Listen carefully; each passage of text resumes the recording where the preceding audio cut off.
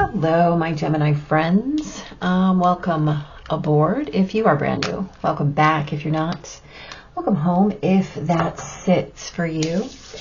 Today I want to look at some energies for December 2023 for anyone who has major placements in Gemini in your astrological chart. So this would be if you have a Gemini sun, moon, or rising.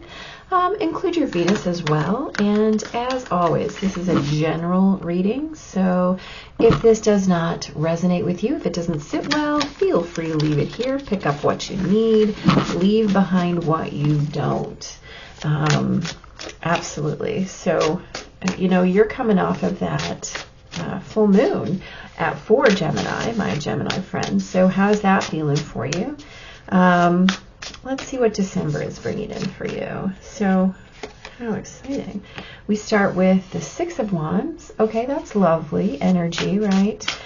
So you might be feeling kind of like you got something done there. Queen of Wands as well. Okay, so you are probably feeling pretty good based on what I'm seeing here, some strength. So you might be in the middle of something, in the middle of creating something, in the middle of reclaiming from something, in the middle of coming back from something, let's call it that way. You may have had some setbacks, something that required you to be in defense of something or in process with something. That required you to sit with a thing and come back and do your healing from it. And you might be starting to feel yourself again, which is a beautiful thing. I would urge that you stay on your path and not fall back into any old habits, not fall into any belief patterns, right? Allow yourself to be making this clean break from whatever it has been carrying around for you in the past, right? This is about what you're doing now, the way that you're kind of moving into the present in a brand new way, kind of really definitely feeling yourself. I see a clean break from that. I see a real line of demarcation, a real series of choices that you have made. Ooh, how lovely. So you get the Neptune card here. So again, clear vision, right? Clarity. I see that this is something that you're coming into. Definitely exciting since Neptune is going direct on the 6th of December. So clearly that's going to be an important thing for you. Remembering, Gemini friends, that there's a lot of maybe energy both in your own energetic, right, as in the energy of Neptune herself. So let's talk about that for a minute, right? Gemini is the energy of potential, right? Gemini is all about being able to witness all of the possibilities available in any given situation, right? Gemini is the primary air sign, and so that capacity to witness every possibility is easy for you. It also creates those situations where you start getting a little bit muddled, where you start feeling like, but if I choose that, then I lose this opportunity. If I chose that, what would happen if, right? There's a big surge of coulda, shoulda, woulda energy for you guys. There's a lot of mental infighting, right? You're being asked to get really quiet and find a way to hone your vision, find a way to create from your vision, right? Understanding that you have the strength. I mean, you do. Every Gemini that I have ever known has the capacity to do and be absolutely anything they want. Sometimes they just fall into self-doubt or fall into, let's call it that concept of how do I fight my own imagination, right? And the fact of the matter is that sometimes you can't fight your own imagination. All you can do is keep coming back to your vision, right? Which is always your point of power, right? This Queen of Wands, she is absolutely about that sensual energy, right? That energy that asks you to be present, to be right where you are, and not off in the imagined, right? As Neptune comes back direct, what's happening is that your vision is actually going to allow you to have a deeper line to your divine connectivity. If you allow yourself to be quiet, right? If you can pull back from your own mental chatter, Gemini, which is hard for you. I know it's hard for you. Trust me. If you can turn off your own blah, blah, blah, right? That Seven of Swords wants to tell you stories you definitely don't need to hear. And so if you can, oh, hello, right? We're going to take that right there. Right? That's that expectations break your heart, right? Are you looking outside of yourself for something else?